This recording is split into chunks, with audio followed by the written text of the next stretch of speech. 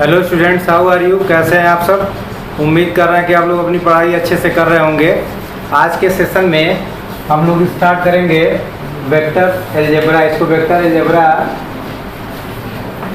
या वेक्टर भी कहते हैं। किताब में एक चैप्टर का नाम है वेक्टर अलजेब्रा। तो वेक्टर अलजेब्रा हम लोग शुरू करेंगे। आप जानते हैं कि राशियाँ दो प्रकार की होती हैं। जो भी हमारा फिजिक्स है या मैथमेटिक्स है, उसमें राशियाँ दो प्रकार की होती हैं, जिसमें एक को हम लोग सदिश राशि कहते हैं और एक को अदिश राशि कहते हैं। Scalar quantity and vector quantity. ये पूरी कहानी आपने फर्स्ट ईयर में जान भी लिया है। स्केलर क्वांटिटी में केवल परिमाण होती है और उसका एक यूनिट होता है। दो चीज़ें होती है, परिमाण और यूनिट। जैसे कह दिया जाए 4 किलो आलू, 4 किलो आलू, तो 4 किलो, 4 आपका परिमाण हो गया। अब किलो जो है इसका यूनिट हो गया। 4 किलो किसी भी चीज़ का हम 4 किलो, 2 किलो, 10 किलो, 10 बोरा, इस तरह से हम बात करें तो सिर्फ मैग्नीट्यूड होता है और एक यूनिट होता है। जैसे हम कहें 2 सेंटीमीटर, तो 2 सेंटीमीटर की रेखा, तो 2 इसका मैग्नीट्यूड हो गया, सेंटीमीटर इसका यूनिट हो गया। तो जो स्केलर क्वांटिटी होती है उसमें सिर्फ हमको परिमाण होता है और उसका एक यूनिट होता है, मात्रक होता है। जबकि जो वेक्टर क्वांटिटी होती है इसमें 3 आइटम होते हैं। वेक्टर क्वांटिटी में 3 आइटम की हम लोग बात करते हैं। पहला होता है परिमाण, परिमाण के साथ साथ यूनिट, मात्रक, परिमाण, मात्रक, और तीसरा आइटम होता है डायरेक्शन, जिसमें डायरेक्शन ही सर्वोपरि है। डायरेक्शन का ही ज़्यादा महत्व है। बिना डायरेक्शन के नाम है इसका सदिश, दिशा के साथ वाली। तो ये दिशा का होना बहुत जरूरी है। यानी 3 आइटम की अगर हम बात करें। और एक चीज़ और मैं जोड़ रहा हूँ, चूँकि डिटेल अध्ययन हम लोग करना वेक्टर क्वांटिटी का, तो एक चौथी राशि भी इसमें जुड़ी जाती है। वो चौथा आइटम क्या है? जो वेक्टर एडिशन का पालन करती है। जो वेक्टर एडिशन, वेक्टर एडिशन यानी सदिशों के जोड़ का नियम, सदिशों के जोड़ का नियम का पालन करती है। तो थोड़ा सा मैं इसको डिटेल बताऊंगा आपको। वैसे आप लोग शुरू में जानते हैं परिमाण के साथ दिशा होती है वेक्टर क्वांटिटी, लेकिन अब आपको थोड़ा और अच्छे से जानना है कि वेक्टर क्वांटिटी में 4 चीज़ों पर ध्यान देना। परिमाण होता है, यूनिट होता है, डायरेक्शन होता है और चौथा नियम। अगर चौथा फेल कर जाए तो फिर हम उसको वेक्टर क्वांटिटी नहीं मानते हैं। जैसा करंट की बात की जाती है, तमाम कंपटीशन में क्वेश्चन में पूछे जाते हैं कि करंट में तीनों चीज़ें होती हैं। पहला भी होता है, दूसरा भी होता है, तीसरा भी होता है, डायरेक्शन भी होता है। क्योंकि जब भी आप देखेंगे कोई भी सर्किट बना होता है तो सर्किट में हम लोग करंट का डायरेक्शन भी देते हैं कि करंट किधर से किधर फ्लो कर रही है। यह हमारा रजिस्टेंस है, यहाँ कोई एमीटर लगा हुआ है, कोई वोल्ट मीटर लगा हुआ है, जो भी है। तो यहाँ से हम लोग करंट का डायरेक्शन भी फिक्स करते हैं कि करंट ऐसे फ्लो कर रही है, आई का डायरेक्शन। लेकिन आई को वेक्टर क्वांटिटी नहीं मानते। अब आई में 3 बातें होती हैं, चौथी बात का पालन नहीं करता है, इसीलिए करंट को हम लोग वेक्टर क्वांटिटी नहीं मानते हैं। तो वेक्टर क्वांटिटी हम किसको मान सकते हैं? उसके लिए 4 कंडीशन का होना जरूरी है। परिमाण, मात्रक, दिशा और जो वेक्टर एडिशन का पालन करे। वेक्टर एडिशन का पालन अगर नहीं करता है तो फिर वो वेक्टर क्वांटिटी नहीं होती है। और इसमें ऐसा ही होता है, करंट में ऐसा ही होता है। जैसे मैं एक आपको फिगर भी बना के दिखा रहा हूँ।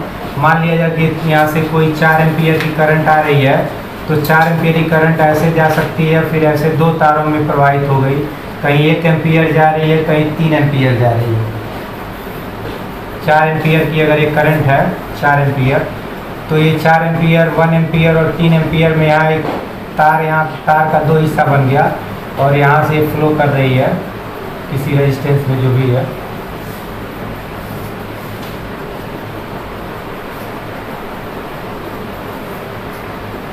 तो हम देख रहे हैं कि 4 एम्पियर की जो धारा यहाँ आने के बाद 1 एम्पियर 3 एम्पियर में डिवाइड हो जाती है और इसका डायरेक्शन ऐसे हो जाता है, ऐसे हो जाता है। लेकिन हम जानते हैं कि वेक्टर क्वांटिटी अगर एक डायरेक्शन में एक हो और उसी डायरेक्शन में तीसरा हो, तभी हम इसको ऐड कर सकते हैं। वेक्टर का नियम कहता है तभी आप इसको जोड़ पाएंगे। लेकिन अगर डायरेक्शन डिफर है, कोई एक इधर जा रहा है और 3 को इधर जा रहा है, तो ऐसे नहीं जोड़ते हैं 3 और 4। ये देखिए 4 एम्पियर की धारा 1 3 में डिवाइड 4 हुई, वास्तव में इसका एडिशन 4 आएगा ही नहीं अगर वेक्टर क्वांटिटी हो तब।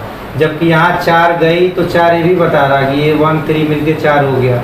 तो ये वेक्टर एडिशन को फॉलो नहीं कर रहा। जबकि अगर हम वेक्टर की बात करें तो अगर ये 4 जा रहा है तो ये 1 और 3 में बटा, इसका योगफल 4 हो ही नहीं सकता। कैसे नहीं होगा? क्योंकि हम इसमें law of parallelogram of forces लगाएंगे और पाएंगे कि अगर ये एंगल 60 डिग्री है तो आप सूत्र द्वारा भी जोड़ सकते हैं। हमारा सूत्र चलता है r² बराबर p² plus q² plus 2pq cos of 60 degree. अगर ऐसे हम बात करें तो एक 3 वाला है, एक 1 वाला है, फिर 2 गुणे 3 गुणे 1 का 60 का मान 1/2, ये हो गया 9 प्लस 1 प्लस 3। तो हमारा ये काणिम जाएगा रिजल्टेंट और इसकी वैल्यू आएगी 14, 9 4 13 है। और 13 का मान कभी 4 हो ही नहीं सकता। काणिम 13 ये 3 पॉइंट समथिंग आएगा, 3 पॉइंट समथिंग आएगा, 5 या 7 6 कुछ आएगा। तो अगर ये 4 है तो 1 और 3 मिलके करंट में ऐसा ही होता है, करंट का था वही 3 मिलके 4 होगा, लेकिन ऐसा होता नहीं है। तो इसको ये 3 बातों का फॉलो तो करता है, डायरेक्शन भी इसमें होती है, डायरेक्शन लिखी जाती है, सब कुछ ठीक है, यूनिट भी है, मात्रक भी है, लेकिन ये वेक्टर एडिशन का फॉलो नहीं करती है। तो हम लोग करंट को नहीं मानते हैं वेक्टर क्वांटिटी। तो ये आप ध्यान रखेंगे कि वेक्टर क्वांटिटी होने के लिए 4 चीज़ों का होना आवश्यक है। चलिए, जैसे अब वेक्टर पर थोड़ा सा एक कहानी और मैं आपको बता रहा हूँ। जैसे आपसे कह दिया जाए वेक्टर क्वांटिटी को पढ़ना जरूरी क्यों है, तो एक छोटे से एग्जाम्पल से मैं आपको इस बात को क्लियर करा रहा हूँ। एक कहानी है, मैं आपसे कहूँ कि एक मोटरसाइकिल ले लीजिए और यहाँ से 10 किलोमीटर दूर जाइए। एक मोटरसाइकिल को उठाइए और 10 किलोमीटर चले जाइए, तो आप हमसे प्रश्न करेंगे कि 10 किलोमीटर जाना कहाँ है? आसमान में जाना है कि पड़ताल की तरफ जाना है कि ज़मीन के नीचे जाना है कि बिटौली जाना है? तो प्रश्न आप हमसे करेंगे। इसका मतलब है कि जो भी मैंने प्रश्न किया वो प्रश्न हमारा अधूरा था। हम आपसे कहें कि 10 किलोमीटर लीजिए, मोटरसाइकिल लीजिए और 10 किलोमीटर पड़ताल की तरफ जाइए, तब आप हमसे कोई प्रश्न नहीं करेंगे, क्योंकि हमारा प्रश्न पूरी तरह से सही है। यानी हमने डायरेक्शन को मेंशन कर दिया। डायरेक्शन को मेंशन करने का मतलब पोजीशन मेंशन करना। अगर हम कह दिए गोरखपुर की तरफ या पनियरा की तरफ, तो आप समझ जाएंगे हमको जाना कहाँ है, पूरब जाना है, उत्तर जाना है, दक्षिण जाना है। आप स्थान से भी दिशा के बारे में जानकारी का, आपको सौरौना जाना है तो आप समझिए हमको पूरब जाना है, आपको बांसवाड़ा जाना है तो आप समझिए हमको पश्चिम जाना है। तो वेक्टर क्वांटिटी में डायरेक्शन को बताना ज़रूरी है। अगर हम डायरेक्शन को नहीं बताते हैं तो फिर इसका मतलब हम वेक्टर क्वांटिटी को पूरी तरह से उसके बारे में पूरी सूचना नहीं दे रहे हैं। जैसे एक छोटा सा मैं आपको कहानी सुनाऊंगा, शायद कहानी आप सुने भी होंगे। कोई आदमी था जो बाहर काम करता था और घर पर जो है कोई एक बार कोई आपत्ति आ गई, कोई घटना हो गई, तो घर पर पैसे की कमी आ गई। तो आदमी बाहर से अपने बच्चे के पास फ़ोन किया कि बागीचे में जाना और जो आम का पेड़ है उस पेड़ से 5 हाथ की दूरी पर मैं एक घड़े में सोना रखा हूँ। अभी मैं पैसा नहीं भेज रहा हूँ, लेकिन जब बागीचे में जाओगे और पेड़ के पास पहुँचोगे तो 5 हाथ की दूरी पर एक सोने का घड़ा, उसमें से सोना निकाल लेना, अपना काम चला लेना। तो फिर बच्चा जैसा उसका बाप कहा था उसी के अनुसार गया पेड़ के पास और पेड़ से 5 मीटर की दूरी पर या 5 फीट की दूरी पर अब घड़े को खोजने लगा। अब ये बागीचा आपका है, बागीचे में एक पेड़ है आम का और यहाँ से 5 मीटर। अब ये लड़का जो है इसे खोजना शुरू कर दिया गोलाई में, जैसे 5 मीटर इधर भी, 5 मीटर इधर भी, 5 मीटर इधर भी, चूँकि वो डायरेक्शन मेंशन नहीं किया था। अब लड़का दिन भर जो है, और कहा था कि ज़मीन में 3 फीट खोदना भी है तभी घड़ा मिलेगा, तो ये ऐसे परिधि में खोदना शुरू कर दिया। 2 दिन 3 दिन लग गया इसको खोदने में, लेकिन ये घड़ा पाया नहीं। फिर फ़ोन किया कि घड़ा तो मिला नहीं, तो वो बताया कि इस डायरेक्शन में, मतलब वो डायरेक्शन मेंशन किया कि पेड़ से पूरब तरफ 5 फीट की दूरी पर खोदना। तो जब पेड़ की पूरब तरफ वो 5 फीट की दूरी पर खोदा तो तुरंत उसे घड़ा मिल गया। कहने का मतलब ये है कि यहाँ अगर हम कह दें पेड़ से 5 मीटर की दूरी चाहे 5 फीट की दूरी, तो अब एक समस्या ये आती है कि ऊपर भी तो आप खोजेंगे, या हो सकता है पेड़ जहाँ से उगा हुआ है उसके नीचे भी आप 5 मीटर जा सकते हैं, इधर भी 5 मीटर, मतलब चारों तरफ 5 मीटर तो आप खोदेंगे ही। पेड़ के नीचे भी तो 5 मीटर, पेड़ से 5 मीटर की दूरी, तो पेड़ के 5 मीटर दूरी किस डायरेक्शन में? आप ऐसे भी जा सकते हैं ज़मीन में, नहीं समझे? मतलब वो बहुत कठिन काम आपके लिए खोद रहा है।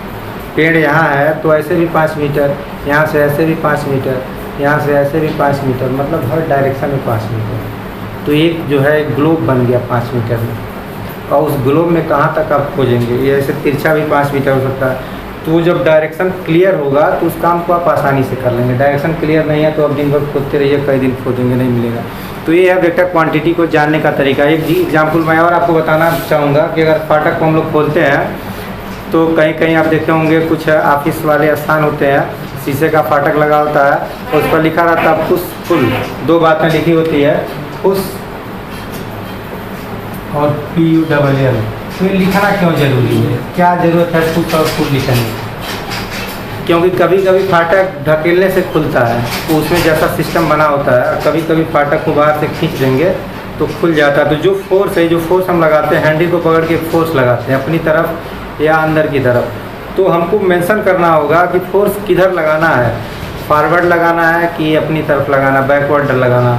अगर ऐसे हम न समझ पाएँ तो पता चला हमको खोलना है तो हम खोल नहीं पाते हैं और उसके अगेंस्ट डायरेक्शन में काम करते हैं तो हमारा काम हो नहीं पाता है। तो वेक्टर क्वांटिटी के साथ साथ अगर हम डायरेक्शन को मेंशन नहीं करते हैं तो ये मूर्खतापूर्ण बात होती है और हमारा काम हो नहीं पाता है। तो बात आपको समझ में आई होगी कि वेक्टर क्वांटिटी में इन 4 चीज़ों के बारे में जानकारी करना बहुत ज़रूरी है, तभी वो वेक्टर क्वांटिटी क्लियर हो पाती है। खैर बहुत डिटेल में हम लोग नहीं जाएंगे, बात को जल्दी जल्दी समाप्त करेंगे चूँकि आपने पढ़ा है। तो वेक्टर क्वांटिटी अब कौन कौन सी क्वांटिटी होती है ये मैं लिख दिया हूँ। बल जब भी हम लोग यूज करते हैं तो बल को यूज कहाँ करना है ये बताना बहुत ज़रूरी है। जैसे मान लीजिए आपको हमें मुक्के से मारना है तो कहाँ मारे हैं, तो पोजीशन मेंशन करना पड़ेगा कि पीठ पर मारना है, पैर पर मारना है, 5 न्यूटन का बल लगाना है तो कहाँ लगाना है। तो ये फिर हमको चलना है तो किस डायरेक्शन में चलना है, त्वरण हमारा किस डायरेक्शन में होना है, ये सब चीज़ें हैं। वेक्टर क्वांटिटी है जिसमें डायरेक्शन हमेशा मेंशन रहता है। वेक्टर लॉ ऑफ एडिशन का एक पालन भी करती हैं। बाकी परिमाण तो होता ही है, यूनिट तो होता है। ये दोनों चीज़ें तो इजी की बातें हैं, ये दोनों तो आसान चीज़ें हैं जो हम समझ ही रहे हैं। डायरेक्शन और ये वेक्टर नियम का पालन ये सब करती हैं, चारों चीज़ों का इसमें निहित होना जरूरी है। अब वेक्टर क्वांटिटी को निरूपित कैसे करते हैं तो आपको बताया गया जिसके लिए तीर हम लोग लेते हैं और तीर का एक ये इसको बोलते हैं टेल और इस पॉइंट को कहते हैं हेड। तो एक हम लोग मेंशन कर लेते हैं, मान लिया जाए ये बी है तो ऐसे तीर लेंगे, एक पूंछ होता है और एक हेड होता है। ये जो डायरेक्शन है डायरेक्शन को बताता है, तीर बताती है मतलब इधर से इधर चलना है। और इसको साइड में ऐसे 2 बड़ा लेटर ले लेते हैं, कैपिटल लेटर ऊपर तीर लगा देते हैं। ये टेल को बताता है, ये हेड को बताता है। अगर हम बी और सी लिखते हैं तो क्लियर हो जाता है कि सी हेड होगा, बी टेल होगा। कहीं कहीं आप स्मॉल लेटर पर भी एक तीर लग जाता है तो इसको हम लोग स्मॉल लेटर से भी डिनोट कर देते हैं। तो डिनोट करने का कई तरीका है। 2 बड़े लेटर से अगर बड़ा लेटर लेंगे तो 2 ठो लेंगे तो बड़ा लेटर लेते हैं, छोटा लेटर नहीं लेते हैं, या एक सिंगल लेंगे तो छोटा लेटर ले लेते हैं। तो ये वेक्टर क्वांटिटी को कैसे निरूपित करते हैं ये सब कहानी हम लोग पढ़ चुके हैं, इसमें बहुत डिटेल में नहीं जाना हमको। हम लोग आते हैं टाइप्स ऑफ वेक्टर पर, वेक्टर के प्रकार क्या होते हैं तो इसको थोड़ा सा हम लोग जानेंगे। इसमें बहुत सारी चीज़ें हम लोग जान लिए हैं। फ्री वेक्टर सबसे पहले आते हैं, फ्री वेक्टर जिसको मुक्त सदिश कहते हैं, हिंदी में मुक्त सदिश। तो मुक्त सदिश क्या होता है इसकी परिभाषा हम जान लें। कोई भी अगर वेक्टर क्वांटिटी है, मान लिया जाए कि ये भी वेक्टर क्वांटिटी है तो इसको हम इसके स्थान से डिस्प्लेस कर दिए, यहाँ ला दिए। तो ये अगर यहाँ आता है तो आप देख रहे हैं कि इसकी दोनों चीज़ें नहीं बदली। अगर ये 5 सेंटीमीटर का रेखाखंड है और इस डायरेक्शन में है तो ये भी 5 सेंटीमीटर का रेखाखंड है इसी डायरेक्शन में। इसको अगर मैं एम कह दूँ तो यहाँ 2 वेक्टर हो रहा है, वेक्टर ए बी और वेक्टर एम एन, ये दोनों वेक्टर इक्वल होंगे। ए बी और एम एन में कोई अंतर नहीं है, इसी को कहते हैं फ्री वेक्टर। यानी फ्री वेक्टर वह वेक्टर होता है जिसकी दिशा नहीं बदलते हैं और उसका परिमाण भी नहीं बदलते हैं। परिमाण का मतलब 5 सेंटीमीटर का ये था तो 5 सेंटीमीटर का ये भी होगा, और डायरेक्शन जिस डायरेक्शन में है उसी डायरेक्शन में है। जैसे 2 एग्जाम्पल मैं यहाँ भी लेता हूँ। मान लिया जाए कि ये कोई ए बी है, ऊर्ध्वाधर इसका डायरेक्शन है, 5 सेंटीमीटर की रेखा है। फिर इसको हम ऐसे खिसकाते यहाँ ला दिए, फिर उतना ही बड़ी रेखा खींच दिए ऊपर की ओर, इसका कोई नाम रख दें पी क्यू। तो ये भी और पी क्यू ये सब फ्री वेक्टर। फ्री वेक्टर का मतलब आप इसको कहीं यहाँ से बोर्ड पर हम यहाँ खिसका दें, यहाँ ला दिए, इसको हम नीचे कर दिए, तो ये फ्री वेक्टर है। मतलब कहीं या फ्री का मतलब स्वतंत्र है, इसके ऊपर किसी का कोई बाधा नहीं है, रुक नहीं सकता, कहीं जा सकता है, इसको हम यहाँ खींच सकते हैं।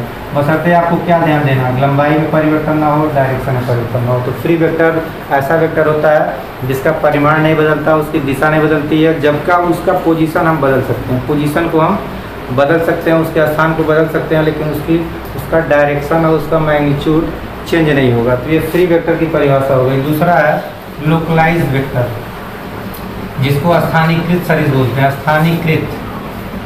स्थानीयकृत सदिश, स्थानीयकृत सदिश में क्या होता है कि इसका जो इनिशियल पॉइंट है वो इनिशियल पॉइंट फिक्स कर देते हैं, वो नहीं बदलेगा। बाकी इसको आप घुमाते रहिए, इधर मुँह कर दीजिए, इधर मुँह कर दीजिए, इधर मुँह कर दीजिए, इधर मुँह कर दीजिए।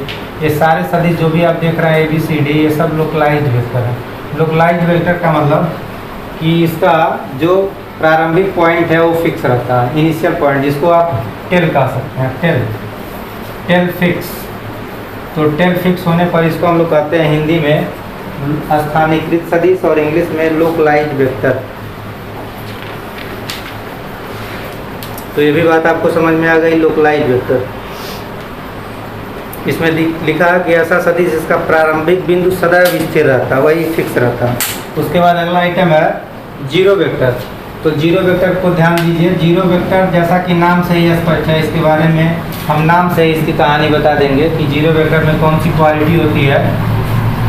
तो जीरो वेक्टर में इसका जो मैग्नीट्यूड होता है वो जीरो होता है, जो इसका मैग्नीट्यूड होता है वो जीरो होता है, और इसको जीरो से डिनोट भी करते हैं। जीरो के ऊपर तीर लगा देते हैं, और जीरो के ऊपर तीर का मतलब है कि कोई जीरो वेक्टर हम प्रदर्शित कर रहे हैं। और जीरो वेक्टर का जो लेंथ होता है, मान लिया जाए कोई वेक्टर AB है, ये कोई वेक्टर AB है, यह जीरो नहीं है। जीरो कब होगा, जब इसको एक पॉइंट के माध्यम से डिनोट करेंगे। इसकी लंबाई है शून्य हो जाती है। अगर AB की लंबाई को किसी तरह से जीरो कर दिया जाए, उसका मैग्नीट्यूड जीरो कर दिया जाए, तो जो वेक्टर बनेगा, एक्चुअली वेक्टर बनता ही नहीं है, वेक्टर सिर्फ बिंदु बनता है। तो जीरो वेक्टर को डिनोट करते हैं, वो शून्य के ऊपर ऐसे तीर से या कहीं कहीं दोनों अक्षर सेम भी डिनोट करते हैं, जैसे BB। तो BB भी जीरो वेक्टर को डिनोट करते हैं। तो ये भी तरीका है, ये भी तरीका है। सेम दो अक्षर ले लेंगे तो जीरो वेक्टर बताता है। सेम दो अक्षर का मतलब जहाँ उसका हेड है वहीं उसका टेल है, जिस पॉइंट पर हेड है उसी पॉइंट पर टेल है। यानी B को हम खिसकाते A के ऊपर ला रहे हैं, तो B भी A में बदल गया, B बदल गया A में। तो अब इसको डिनोट करेंगे A से। तो जीरो वेक्टर की परिभाषा देंगे, ऐसा वेक्टर जिसका मैग्नीट्यूड जीरो हो, जिसका कोई डायरेक्शन ना हो, क्योंकि जब मैग्नीट्यूड जीरो हो गया तो डायरेक्शन इसका हम बता ही नहीं सकते, क्योंकि तीर उसमें है ही नहीं। तो डायरेक्शन उसके डायरेक्शन के बारे में कोई चर्चा नहीं कर सकते हैं। मैग्नीट्यूड जीरो होगा, उसको दो सेम अक्षर से डिनोट करते हैं तीर लगा के। ये हो गया जीरो वेक्टर। अगला आइटम हमारा है को इनिशियल वेक्टर। को इनिशियल को हिंदी में सह कहते हैं, सह। को इनिशियल माने साथ साथ शुरुआत, इनिशियल माने प्रारंभ करना, को माने साथ साथ प्रारंभ करना। तो तमाम वेक्टर लिया जाए, वो छोटा बड़ा भी हो सकता है, लेकिन सबको एक ही स्थान से स्टार्ट करें। कोई ये वेक्टर है, B वेक्टर है, कोई हमारा C वेक्टर है, सबका इनिशियल पॉइंट सेम है। जैसे कि अभी हम लोग लोकलाइज्ड वेक्टर की बात किए थे, इसमें हमको लग रहा है कोई विशेष अंतर नहीं है, ये और ये दोनों लगभग सेम है, क्योंकि इसका भी इनिशियल पॉइंट सबका, ऐसे तमाम वेक्टर जिसका इनिशियल पॉइंट सेम हो उसको को इनिशियल वेक्टर कहते हैं। जैसे हमने ले लिया A B C, तो हम कहेंगे सदिश A, सदिश B, सदिश C, ये को इनिशियल वेक्टर है, को इनिशियल। इसको हिंदी में कहते हैं सह आदिम सदिश, सह आदिम। सह आदिम का मतलब सह माने साथ, आदिम माने आदि बिंदु। आदि का मतलब होता है शुरुआती, एक आदि का उल्टा होता अंत। तो अंत से नहीं मतलब हमारा, आदि वाले से। आदि माने जहाँ से चलना शुरू कर रहा है, तो जहाँ से चलना शुरू करेंगे वो सबका सेम होगा। तो सबका इनिशियल पॉइंट सेम होगा, नाम से यह स्पष्ट है को इनिशियल। तो को इनिशियल सदिश ऐसे तमाम सदिश जिसका प्रारंभिक बिंदु सेम हो। उसके बाद अगला आइटम हमारा है कोलिनियर या पैरेलल। तो पैरेलल और कोलिनियर एक ही शब्द है। पैरेलल आप लोग जानते ही हैं, जब सबकी दिशा एक ही होगी, भले वो छोटा बड़ा भी हो सकता है। आप देख रहे हैं हमने यहाँ 3 सदिश लिया, मैग्नीट्यूड से मतलब नहीं है, मैग्नीट्यूड छोटा बड़ा हो सकता है, सबका डायरेक्शन सेम होगा, जिसको कहते हैं पैरेलल सदिश या कोलिनियर वेक्टर। अगला आइटम हमारा है इक्वल सदिश। इक्वल सदिश में क्या होता है कि मैग्नीट्यूड भी सेम होता है, डायरेक्शन भी सेम होता है, मतलब ये इक्वल हो गया। इसमें क्या अंतर है? इसमें अंतर है, इसका मैग्नीट्यूड डिफर लेकिन इसका मैग्नीट्यूड सेम। आई वाला ए तो इसको भी कहेंगे। अगर इसको हम बी कहें तो एक चीज़ ध्यान देना है कि जो माड ऑफ ए होगा वो माड ऑफ बी के बराबर होगा। कहने का मतलब दोनों का मैग्नीट्यूड सेम होगा, तो दोनों का डायरेक्शन भी सेम, लंबाई भी सेम। डायरेक्शन सेम, लंबाई सेम तो इक्वल होगा, लेकिन डायरेक्शन सेम और लंबाई सेम नहीं तो पैरेलल होगा। तो इक्वल पैरेलल में अंतर है, आप समझिएगा। अपोजिट और निगेटिव वेक्टर एक ही चीज़ है। अपोजिट वेक्टर क्या होता है? कोई वेक्टर का इधर हम खींचे 10 सेंटीमीटर, मान लिया 10 सेंटीमीटर का कोई डिस्प्लेसमेंट है ए से बी, तो अगर इसके डायरेक्शन को हम रिवर्स करते हैं, रिवर्स में भी हम 10 सेंटीमीटर की बात करेंगे। कहने का मतलब मैग्नीट्यूड सेम होगा, मैग्नीट्यूड सेम होगा, चाहे यहाँ की बात करें चाहे यहाँ की बात करें। तो ये इसके अगर इसको नाम दे दिया जाए कोई mn वेक्टर, तो mn वेक्टर जो होगा वो निगेटिव वेक्टर होगा ए बी का, यानी mn बराबर ए बी बराबर माइनस टाइम mn। डायरेक्शन बदल जाने से वेक्टर का चिन्ह ऋणात्मक हो जाता है, बशर्ते मैग्नीट्यूड सेम हो। देखिए मैग्नीट्यूड में कोई अंतर नहीं है, सेम लंबाई, डायरेक्शन अलग तो निगेटिव साइन होगा। इसी का नाम है निगेटिव वेक्टर या अपोजिट वेक्टर। अगला आइटम है लाइक वेक्टर। तो लाइक वेक्टर में डायरेक्शन सेम होता है और दूसरा होता है अनलाइक वेक्टर। जैसे हमने यहाँ 2 वेक्टर लिया, इसको लाइक वेक्टर कहेंगे। लाइक में डायरेक्शन सेम, आप फिर होता है अनलाइक में एक डायरेक्शन इधर होगा, एक डायरेक्शन इधर। जैसे ये है, ये बी है, ये अनलाइक है, ए और बी अनलाइक है। और यहाँ सी मानना है, यहाँ डी मानना है, तो सी डी लाइक है। तो लाइक का मतलब एक तरह की दिशा, अनलाइक का मतलब डिफरेंट डायरेक्शन। लेकिन डिफरेंट का मतलब ये नहीं हो सकता कि एक को ऊपर जा रहा है एक को इधर जा रहा है, ये अनलाइक नहीं हो सकता।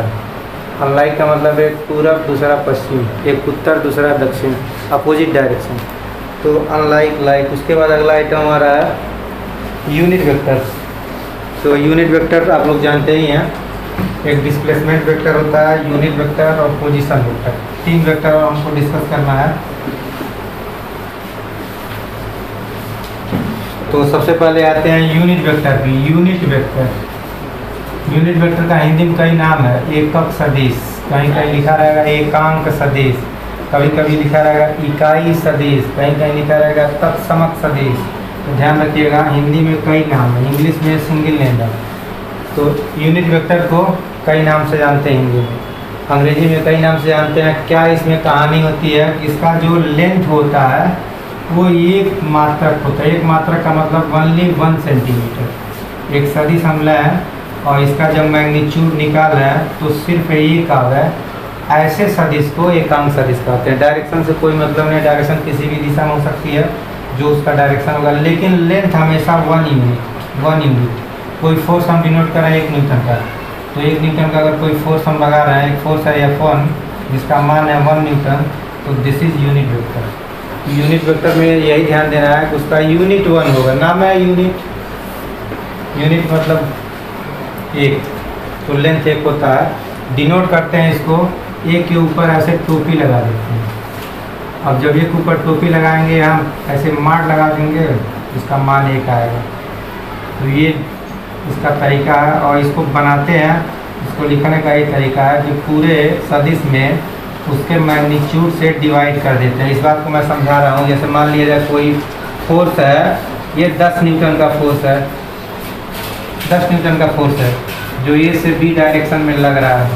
अब इसका हमको एकांक सदिश निकालना है, फोर्स का यूनिट वेक्टर निकालना है।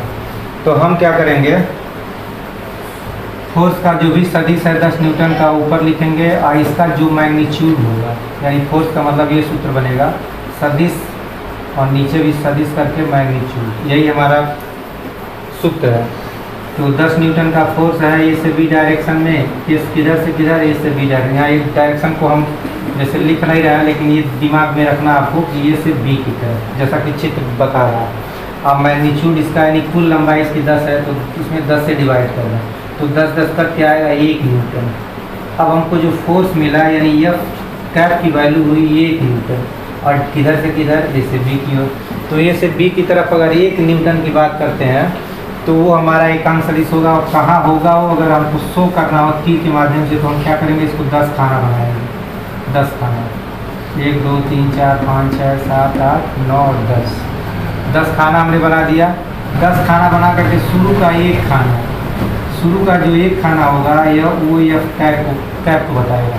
आप पूरा ए से लेके बी तक अगर इसको हम ए सी लिख लें तो ए सी हमारा बताएगा सदिश एफ कैप को, सिर्फ ए सी एफ कैप को बताएगा, और एफ को बताएगा ए बी, तो ए बी बताएगा एफ को। तो यही ए बी और एफ में और एफ कैप में यही अंतर है। एफ कैप जो होगा वो खाली 1 खाने के बराबर इसकी लंबाई होगी, यानी 10 खाने में से 1 खाना, जबकि ए बी क्या होगा, पूरी लंबाई 10 न्यूटन 10 सेंटीमीटर। तो यही एकांक से मतलब, एकांक से मतलब कुछ नहीं है, आप जो भी वेक्टर होगा उसका उसके मैग्नीट्यूड में उसी से डिवाइड कर देंगे। 20 न्यूटन का है तो 20 से डिवाइड करेंगे, 1 न्यूटन आ जाएगा। डायरेक्शन वही जो ए से बी का डायरेक्शन है वही ए से सी का भी डायरेक्शन होगा। सिर्फ लंबाई हम लोग क्या करते हैं, 1 बाई मतलब जो है इसकी लंबाई उसका 1 खाना, चाहे वो वेग हो, अगर कोई वेक्टर वेग है और ये 10 मीटर पर सेकंड के वेग को बता रहा है तो वेग का एकांक सदिश क्या होगा, 1 मीटर पर सेकंड। कितना होगा, जिस डायरेक्शन में है, अगर एक पूरब दिशा में है तो ये भी पूरब दिशा में, तो डायरेक्शन बदलता नहीं है, सिर्फ मैग्नीट्यूड बदल जाता है। ये भी बात आपको समझ में आ गई होगी कैसे डिनोट करते हैं, अब क्या फार्मूला है। चलिए इसके बाद हमारा है डिस्प्लेसमेंट वेक्टर। तो डिस्प्लेसमेंट वेक्टर में क्या करते हैं, नाम से ही स्पष्ट है कि उसका स्थान परिवर्तन, डिस्प्लेसमेंट, डिस माने हटाना, प्लेस को हटा देना। तो डिस्प्लेसमेंट में क्या करते हैं कि कोई सदिश होता है ऐसे, और इसके स्थान में हम लोग परिवर्तन कर देते हैं, स्थान बदल देते हैं। इसको समझने के लिए सबसे पहले मैं पोजीशन वेक्टर आपको समझा रहा हूँ। सबसे पहले पोजीशन वेक्टर हम लोग जाना, क्योंकि पोजीशन से ही डिस्प्लेसमेंट की कहानी निकल के आती है। तो पोजीशन वेक्टर को हम पहले समझते हैं। पोजीशन वेक्टर में क्या होता है कि हमेशा एक मूल बिंदु, एक फिक्स पॉइंट लेते हैं जिसको मूल बिंदु कहते हैं, मूल बिंदु, और मूल बिंदु से ही ऐसे कोई खींच देते हैं। मान लिया हमने एक सदिश ले लिया ओपी सदिश, तो ओपी सदिश को कहते हैं पोजीशन वेक्टर। इसको कहते हैं पोजीशन वेक्टर ओपी, ये पोजीशन वेक्टर ओपी है। इसमें ध्यान ये देना है कि ये ओरिजिन लेंगे और ओरिजिन से सारे वेक्टर को ही कंसीडर करते हैं। तो एक हमने ओपी ले लिया, एक दूसरा हम ले रहे हैं ओक्यू, तो ये भी एक बिंदु क्यू है जिसका एक पोजीशन वेक्टर है। अब जब हम पी क्यू को लेंगे तो पी क्यू डिस्प्लेसमेंट वेक्टर बनता है। एक्चुअली यहाँ 3 वेक्टर हैं, एक वेक्टर हम नाम दे दे रहे हैं A1 वेक्टर, एक A2 वेक्टर, और इसका एक नाम दे देते हैं कोई B वेक्टर। तो A1 और A2 तो दोनों पोजीशन वेक्टर हैं, A1 भी पोजीशन वेक्टर है, A2 भी पोजीशन वेक्टर है। पोजीशन वेक्टर में कहानी ये होती है कि सभी लोग एक ही बिंदु से स्टार्ट होते हैं। देखिए A2 भी यहीं से स्टार्ट हुआ, A1 भी यहीं से स्टार्ट हुआ, और इस बिंदु को मूल बिंदु मानते हैं। इसका नाम स्थिर बिंदु भी है, स्थिर बिंदु मतलब ये बदलने वाली चीज़ नहीं है। अब इसको छोड़ के जो स्टार्ट होगा, मतलब इस पॉइंट को छोड़ दिया जाए, यहाँ कोई वेक्टर हम ले लिए, यहाँ कोई वेक्टर हम ले लिए, तो ये ओरिजिन से स्टार्ट नहीं हुआ, न ओरिजिन पर एंड हुआ, कोई ऐसे हो गया, कोई ऐसे हो गया, ये भी न ओरिजिन से स्टार्ट हुआ न ओरिजिन पर एंड हुआ, स्टार्टिंग हम लोग देखते हैं। तो ये सब डिस्प्लेसमेंट वेक्टर है। अब डिस्प्लेसमेंट वेक्टर कैसे निकालते हैं, तो इसका तरीका है कि सबसे पहले हम ओरिजिन से इसके एंड पॉइंट को जोड़ देते हैं। जैसे इसी को निकालना है तो हम एक यहाँ से जोड़ देंगे, एक यहाँ से जोड़ देंगे।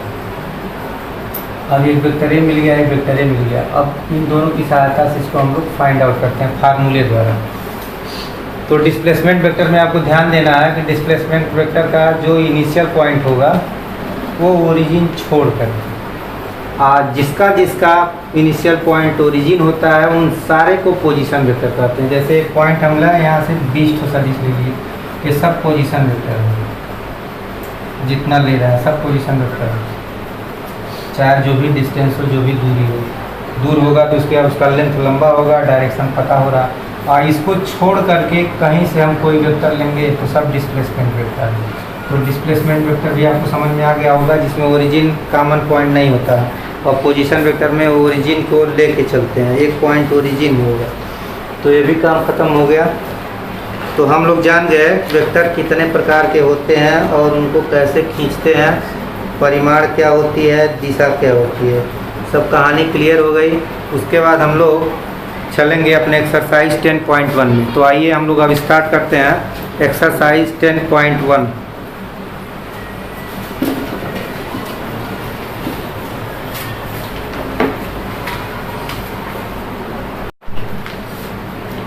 तो आइए हम लोग बात करते हैं एक्सरसाइज 10.1 की। पहला सवाल डिस्कस करते हैं।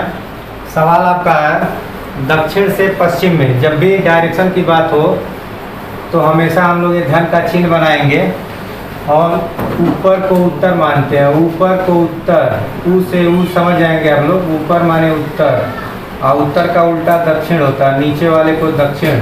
दाहिने हमेशा पूरब होता है और पूरब का उल्टा पश्चिम होता है। ये डायरेक्शन बनाने का स्टैंडर्ड तरीका, इसको north, south, east and west, ये डायरेक्शन का तरीका है जो हमारा स्टैंडर्ड नियम है, ऐसे बना लेते हैं। उसके बाद सवाल हमारा कह रहा है कि दक्षिण से 30 अंश पश्चिम है। तो ये आपका दक्षिण वाला दिशा है, इससे 30 डिग्री पश्चिम चल रहा है। क्या डिग्री पश्चिम चल रहा है? 30 डिग्री। तो ऐसे एक रेखा हमने खींच लिया।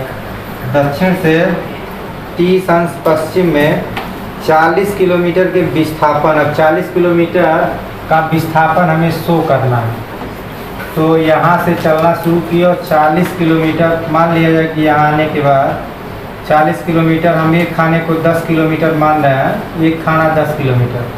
तो यह 10 किलोमीटर, 10 किलोमीटर, 10 किलोमीटर और ये 10 किलोमीटर।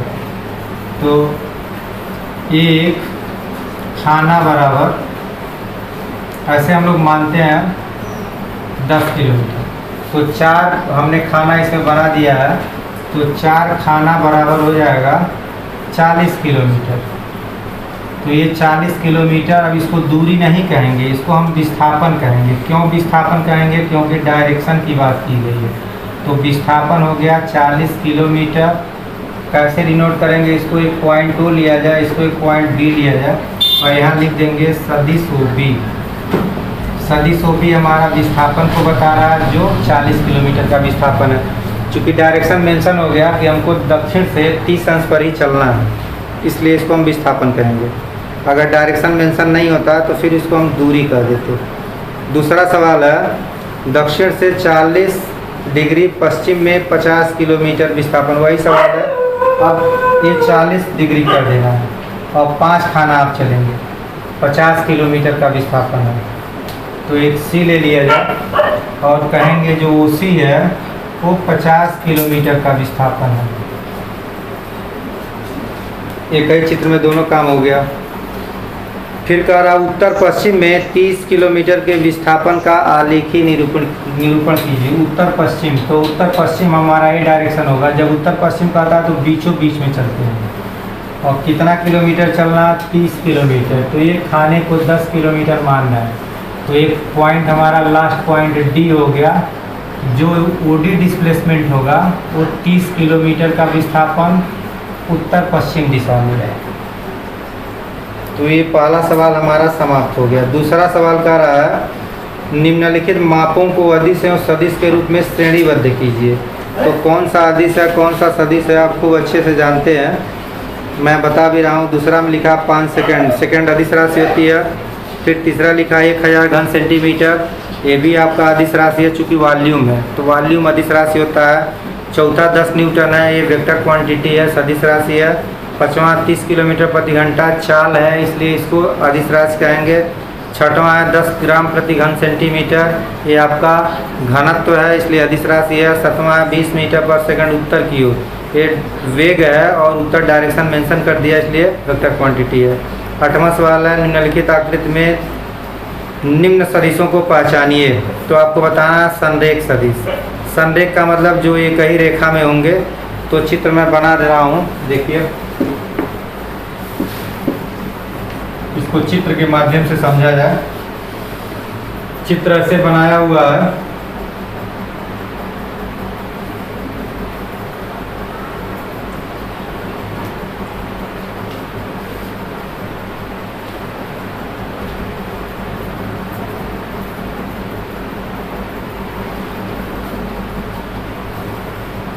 यही है हमारा फिगर।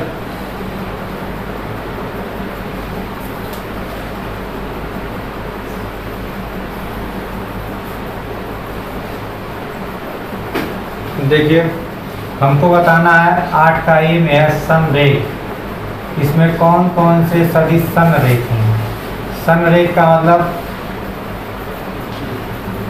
कोलिनियर, और कोलिनियर का मतलब होता है जो समांतर होंगे, लंबाई से कोई मतलब नहीं है। देखिए यहाँ वेक्टर सी और वेक्टर ए, वेक्टर सी की बात कर रहे हैं, फिर वेक्टर ए की बात कर रहे हैं, तो ये कोलिनियर है, संरेख है। जैसे ये नीचे की ओर है, भले डायरेक्शन अलग है, कोलिनियर में डायरेक्शन से मतलब नहीं रखते हैं, ये कहीं रेखा पर स्थित होना चाहिए। तो हम ए और सी को कोलिनियर कह सकते हैं क्योंकि दोनों एक ही रेखा पर हैं। ये दोनों का डायरेक्शन अपोजिट है। इसको हम निगेटिव वेक्टर भी कह सकते हैं, ए और सी को। इसको अपोजिट वेक्टर भी कह सकते हैं, कोलिनियर भी कह सकते हैं। ये कई वेक्टर को कई नाम से कह सकते हैं। दूसरा हमारा सवाल है समान। समान किसको किसको कहेंगे? तो समान देखिए, ए और सी समान है, ए और सी समान है। क्यों? क्योंकि दोनों का मैग्नीट्यूड सेम है, डायरेक्शन सेम है। 2 खाना ए भी है, 2 खाना ए भी है, दोनों का डायरेक्शन ऊपर की ओर एक दिशा में, ये दोनों समान वेक्टर हो गया। अगला हमारा है सआदिम। तो सआदिम को कहते हैं हम लोग इंग्लिश में कोइनिशियल। कोइनिशियल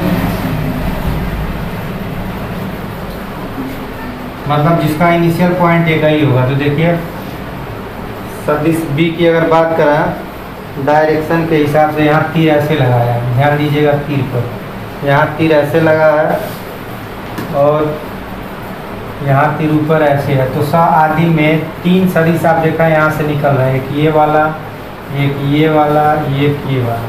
तो ए बी सी सआदिम हो गए, ए बी सी सआदिम सदिश हो गया, जिनका सबका एक ही पॉइंट से इनिशियल पॉइंट है। तो ये सआदिम हो गया। इस तरह से हम लोग 10 पॉइंट में एक को कंप्लीट कर लिए। इसके बाद हम लोग चलते हैं सदिशों का योगफल। तो आइए हम लोग चर्चा करते हैं एडिशन ऑफ वेक्टर।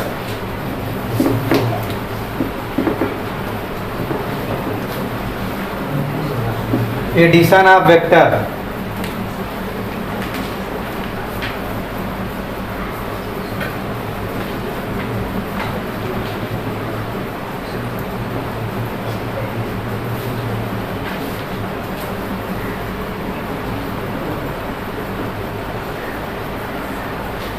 सदिशों का योगफल।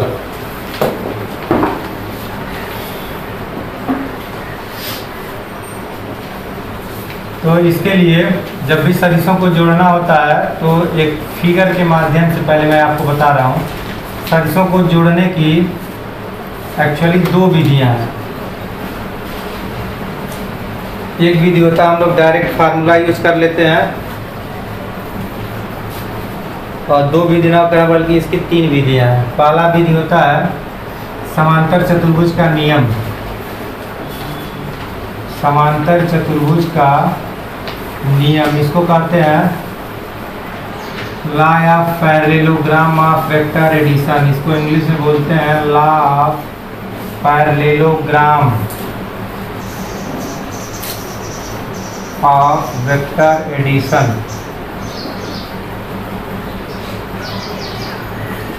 सदिशों के समांतर चतुर्भुज के योगफल का नियम। सदिशों के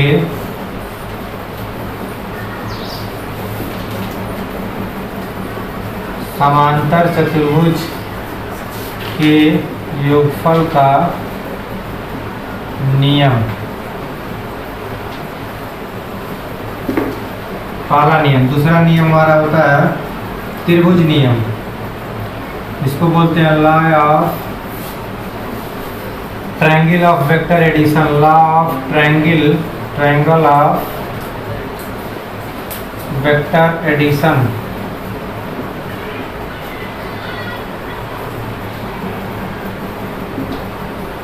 सदिशों के त्रिभुज योग का नियम।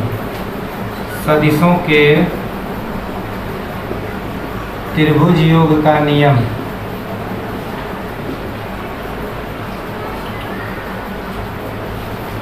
एक तीसरा नियम होता है law of polygon of vector addition. Law of polygon of vector addition.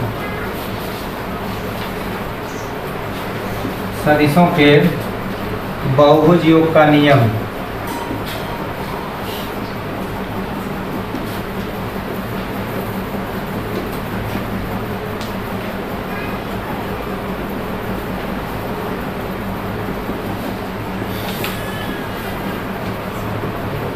और चौथा नियम हमारा है चित्र विधि, जिसको सदिशों के योग की ग्राफ विधि, graphical method of vector addition. तो graphical method of vector addition.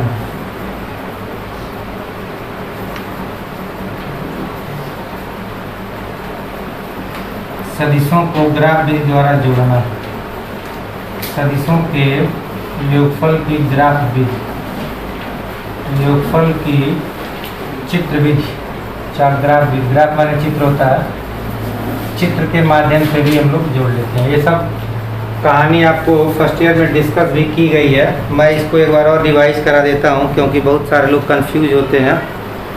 तो आइए एक एक करके हम लोग देखते हैं। यानी सदिशों को जोड़ने के हमारे पास 4 नियम हैं। सबसे पहले हम आपको समांतर चतुर्भुज वाला नियम बता रहे हैं।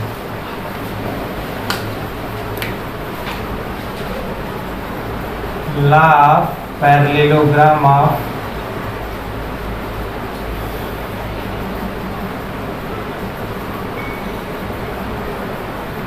Vector addition.